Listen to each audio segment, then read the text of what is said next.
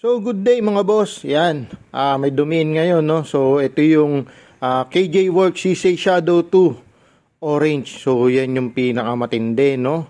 Yan, 1:1 siya mga boss, kaya medyo mabigat. Yan. Tanyo lahat ng possible upgrades nandito na.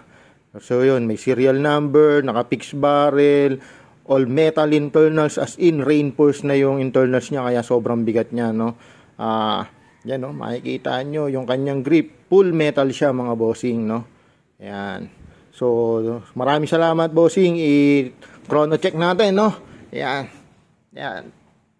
CC Shadow 2 Orange firing. 450 po. Makikita nyo yung kanyang response, no, kanyang slide. Oh. So yun, nag-slide lock na, ibig sabihin wala na siyang bala. So remove the magazine, slide down, hammer down. So yun, kumuha rin si bossing ng Infinity custom na BBs, Pop Dyno 12 na green gas. Yan yung pinaka-recommended ko kung gusto nyo tumagal ang buhay ng mga bem-bem nyo, no, ng mga pistol nyo. So loader, and syempre alaga dapat sa lubricant ang ating mga GBB. So yan, para iwas pagawa, no.